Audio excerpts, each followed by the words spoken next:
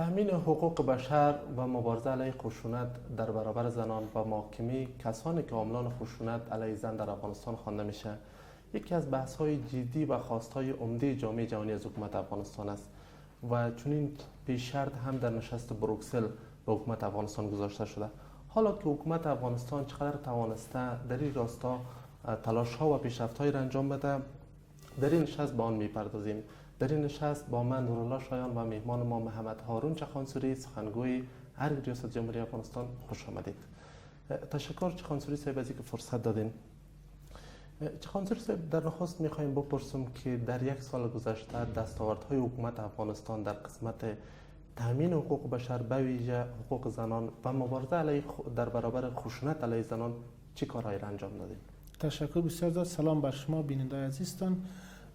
سال گذشته بر افغانستان از هر نگاه یک سال بسیار مهم بود و دشواری‌های ما داشتیم که دستاوردها در عرصه‌های مختلف حکومت افغانستان داشت و دستاوردها بیشتر انشاءالله در سال‌های آینده هم محسوس‌تر خواهد بود، مخصوصا در بخش حقوق بشر و حقوق زنان و مبارزه علیه خشونت.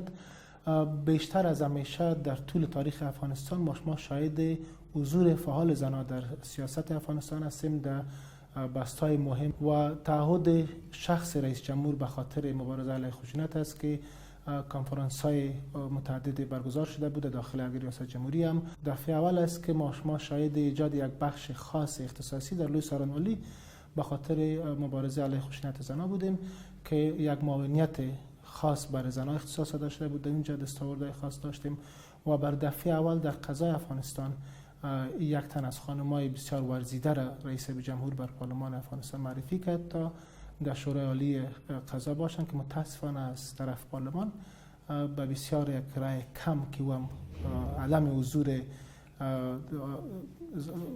وکیل صاحبای زن بودند در پارلمان که اونا نتونستند که رای اعتماد پیدا کنن برن.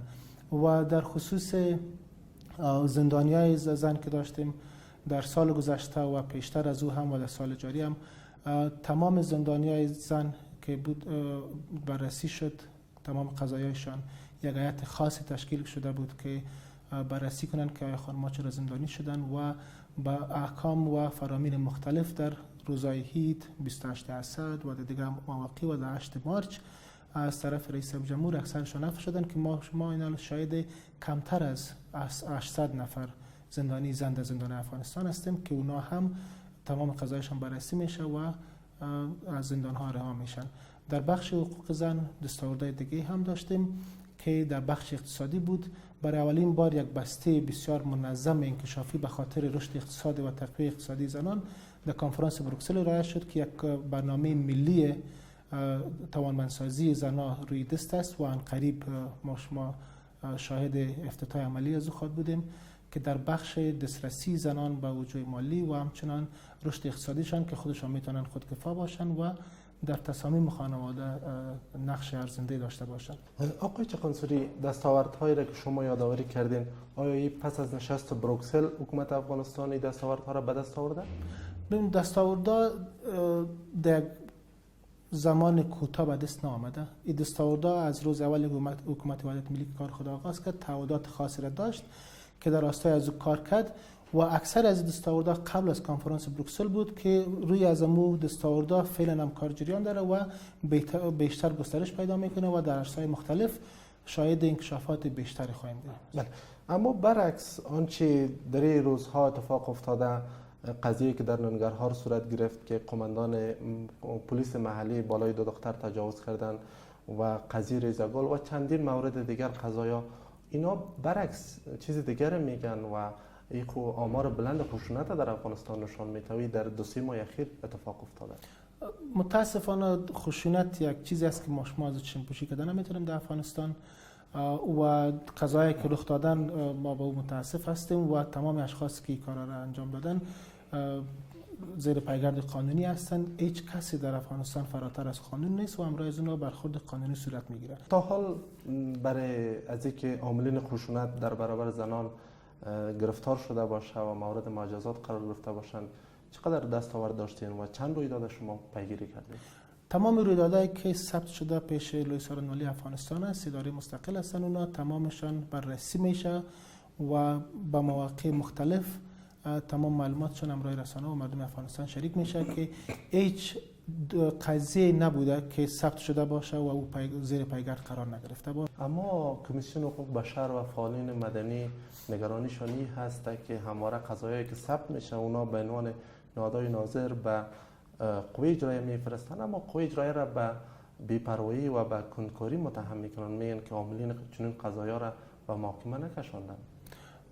بهتر است که ما شما اگر صحبت میکنیم با اسناد باشه و همراه لوی سرانلی افغانستان، همراه ارگان عدلی قضایی افغانستان صحبت کنیم و ببینیم که اونا چند موارد قضایی که ثبت شده و در کجا رسیدن، در کدام مراحل رسیدن و معلومات همراه مردم شریک شدن.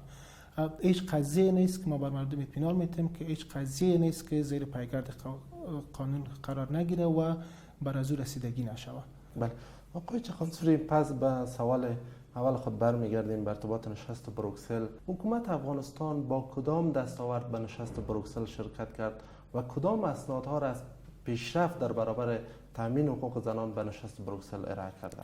حکومت افغانستان در کنفرانس بروکسل با یک بسته بسیار منظم، عملی و با زمانبندی مشخص اشتراک کرد که مورد قبول تمام شرکای افغانستان قرار گرفت و ثبوت ازی است که تمام شرکای افغانستان با یک صدا تمام برنامه ملی انکشافی که افغانستان اجرا کرد که مشمول برنامه ملی توانمندسازی اقتصادی زنان است، اونا را تایید کرد و اونمو تعهدات را که ما شاهدش بودیم اونا را انجام دادن. بله، اما در قسمت مبارزه در برابر خشونت شما دستاوردها و فعالیت‌ها کلی صحبت کردیم که در قسمت زراعت و در قسمت اقتصادی، اما در قسمت مبارزه علیه خشونت و کاهش خشونت در افغانستان با کدام دستاورد رفتین، در حالی که خشونت در افغانستان روز به روز در برابر زنان در حال افزایش است؟ این خشونت پدیده است که در او باید همکاری تمام اقشار افغانستان باشه. جامعه مدنی افغانستان باید یک سهم بسیار فعال در بخش داشته باشند.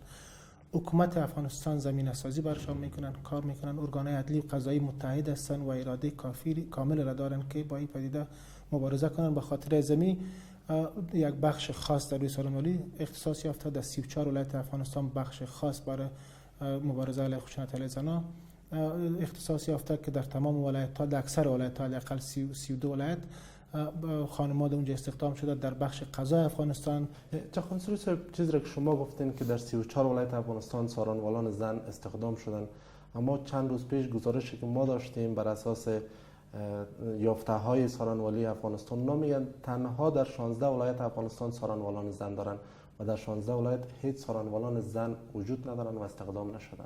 پروسه استخدامشان جریان داره. من نگفتم که مثلا در 34 ولایت استخدام شده. در 34 ولایت دفاتر خاصه به خاطر مبارزه علیه خشونت زنان ایجاد شدن که در اکثرشان خانم‌ها استخدام شدن و پروسه استخدام از اینا جریان داره. یک انتقاد دیگه از حکومت وحدت ملی این است که حکومت آنچه وعده کرده بود 30% سهم برای زنان در حکومت، در رده‌های سیاسی، در بخش‌های مختلف، حالا رئیس جمهور هم میگه که در 17% سهم به زنان داده شده. چرا حکومت نتوانست آنچه وعده کرده بود و وعده خود عملی بسازد؟ قبل از آمدن حکومت وحدت ملی این 17% هم که ما شما میگیم وجود نداشت. پروسه جریان داره، طویل مدت است، انشالله به هدفی که تعیین شده میرسه. در یک سال گذشته حکومت افغانستان در عرصه‌های مختلف کدام دستاوردها را داشته؟ مسائل اقتصادی، امنیتی و مسائل سیاسی. دستاوردهای حکومت افغانستان در یک سال گذشته در بخش‌های مختلف متعدد بوده که ما شما میتونیم به چند تا از اشاره کنیم در کاتگوری مختلف. در بخش امنیتی اول اگه ببینیم، نیروی امنیتی و دفاع افغانستان با شجاعت کامل ایره به اثبات رساند که با هر گونه فداکاری بر مملکت حاضر هستند و از جان و مال مردم دفاع میکنن و تمام اهداف شومی را که دشمنان افغانستان داشتن اونا رو ناکام کردن. سال گذشته یک جنگ تعمیلی تمام عیار، جنگ اعلان شده سر ما شما تعمیل شد و دفعه اول بود که ارشش قلوردی افغانستان همزمان در جبهه جنگ بودن و همراه دشمن افغانستان مقابله میکردن که دشمن شکست دادن.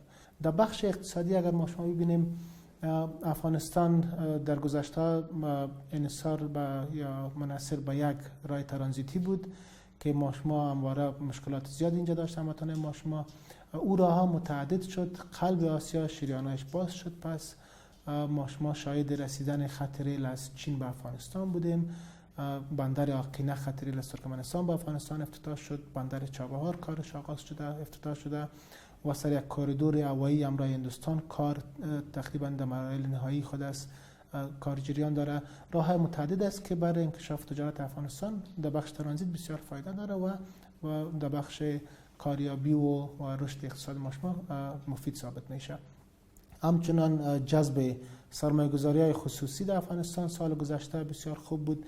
حداقل 1.2 میلیارد دلار سرمایه‌گذاری صورت گرفته در افغانستان با وجود از اینکه در جنگ تعمیلی نیروی امنیتی دفاعی ما شما دفاع می‌کردن یا امروی دشمنان مقابل بودن. 1.2 میلیارد دلار سکتور خصوصی سرمایه‌گذاری کردن که اکثر از این بخش از خود تجارت سرمایه‌گذاری افغان است و در بخش سکتور انرژی صورت گرفته و در بخش خانه‌سازی و بخش‌های دیگه اقتصادی هم دستاوردهای مختلف داشتیم. سیاست یک اجماع کلی روی مسائل عمده ملی ایجاد شده و در بخش دیگه هم این روند ادامه پیدا میکنه و در بخش صلح اگه ببینیم بر بار اول بر تمام مردم افغانستان و کسایی که شک و شبهه داشتن در این بخش ثابت شد که حکومت افغانستان هم اراده داره، هم صلاحیت پذیری داره که مذاکرات مستقلانه انجام بده و مذاکرات بین الافغانی نتیجه مثبت داره و منتج به این شد که امروز حزب اسلامی افغانستان توافقنامه صلح امضا شود. بله، در قسمت مسائل سیاسی به اشاره می‌خوایم بکنیم که در یک سال گذشته همواره معاون اول ریاست جمهوری آقای جنرال دوستم از حکومت فاصله گرفتن و بارها حکومت متهم به قومگرایی کردن و آقای دانش هم ظاهرا دیده میشد که ناراض است از حکومت و میگفت که تقسیم قدرت عادلانه نبوده. آیا واقعا حکومت تمام قدرت تمام مسائل، یعنی منظورم رئیس جمهور، در حرکه قدرت خود گرفته؟ صلاحیت‌های تمام رهبری حکومت افغانستان واضح است و در تمام چارچوبای تصمیم گیری افغانستان تمام رهبری حکومت وحدت ملی در او شریک هستند و اونا در او جلسات هستند و با حضور خود میتونن که مسائل مطرح کنند. در قسمت مسائل امنیتی اگر اشاره داشته باشیم، پیش بینی‌ها طوری بود که سال 1395 سال پرچالش با حکومت افغانستان و به نیروی امنیتی افغانستان هست. آیا واقعا این سال یک سال پرچالش بود؟ سال پرچالش بود و نیروی امنیتی دفاع افغانستان با وجود چالش‌هایی که وجود بود و جنگ تعمیلی و اعلان شده که سر ما تعمیل شده بود، بر بار اول قسمی که پیشترم ذکر کردم 6 قلوردی افغانستان هم زمان در مقابله با دشمن قرار داشتن و تمام پلان‌های شوم دشمن ناکام کردند. بله، در قسمت پروسه صلح هم شما از دستاوردها یاد کردین و از نمونش گفتگوها با حزب اسلامی و توافقنامه صلح با حزب اسلامی یاد کردین. آیا با دیگر گروه‌ها که طالبان افغانی هستند با اونا هم تماس‌های برقرار شده، از اونا هم دعوت کردین به صلح افغانستان بپیوندند؟ رئیس جمهوری افغانستان همیشه در بیانیه‌های خود از تمام کسایی که مخالف دولت هستند و مخالف پیشرفت مردم افغانستان هستند برای از دعوت کردن و صدا سرسان کردن که بیاین به پروسه صلح بپیوندند. دروازه صلح بدون استثنا بر تمام کسایی که می‌خوایم به این پروسه بپیوندند باز است. بیاین به خاطر آبادی کشور امروی حکومت خود یک جایشان و امروی مردم خود یک جای کار کنند و بعد از اینکه پروسه بین الافغانی صلح بین حکومت افغانستان و حزب اسلامی با کامیابی صورت گرفت و توافقنامه امضا شد، اعتبار در این پروسه زیادتر شده. ما شاهد تماس‌های متعدد در این بخش بودیم که به وقت زمانش که برسه جزئیات بیشتر هم باز ارائه میشه. بله، این تماس‌ها در کدام سطح بوده؟ آیا در سطح رهبری طالبان با حکومت افغانستان بوده؟ در سطوح مختلف بوده که با شورای عالی صلح اونا در تماس هستند و گفتگوهای جریان داره. با ریاست جمهوری هم تماس برقرار شده، با طالبان برقرار کردین یا اونا با شما؟ مرجعی که گفتگوهای صلح پیش میبرن شورای عالی صلح افغانستان است. اونا این گفتگوها رو پیش میبرن و یگانه مرجعی که کسایی که میخوایم با صلح پیوندن شورای عالی صلح افغانستان است. این بود شنوندگان عزیز، بحث امروزی حقیقت چیست. شما هم گپای آقای چخانسوری را شنیدین. برنامه از ما و قضاوت از شما. تشکر که تا این دم ما را همراهی کردین. تشکر.